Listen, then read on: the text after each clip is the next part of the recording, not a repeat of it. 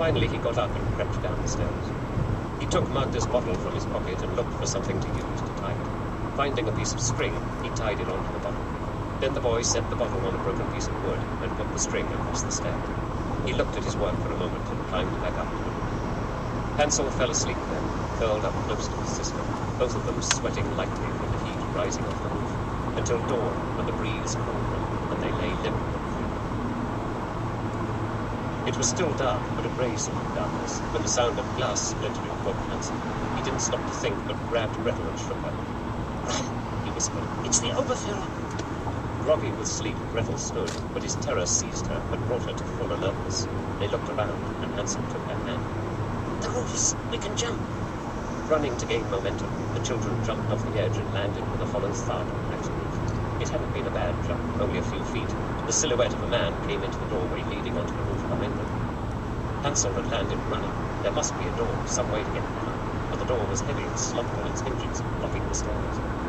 Gretel looked behind and saw the Oberführer's pale face looking across the gap in the buildings. "Why does he chase us? The war's over," she sobbed. Hansel didn't care why. He took her hand and they ran across the roof, running around holes. The light was paler now, but it was still hard to see clearly. They jumped 3 more times until they came to an edge that was too far from the building next to them. Hansel measured the distance with his arms. Then he looked back. The Oberführer was moving more slowly now, but he kept coming over the roofs toward them.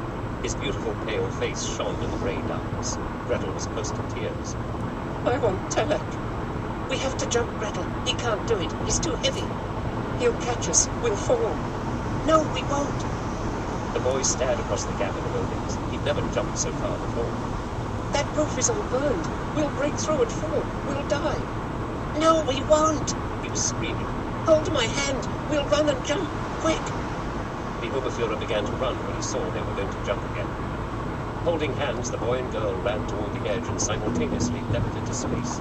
Light-boned and starved, their bodies hung in the air, and the Oberführer stopped to walk. They disappeared from view, and the man ran to them. Both children lay on the edge of the roof opposite. He looked at the distance and the holes in the roof and cursed.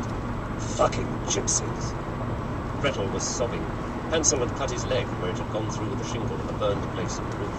He stood up, ignoring the blood trickling down his leg. "Come on." He trotted toward the far edge of the building, and he was ready to jump again, to jump hundreds of buildings, to fly if he had to. But he saw the old metal steps used as a fire escape clinging perilously to the side of the building. Hansel climbed onto it, and Gretel followed, still crying, but moving fast behind Hansel. They climbed down for what seemed a long time, and finally had to drop 6 feet when the ladder ended above the end. Hansel waited for Gretel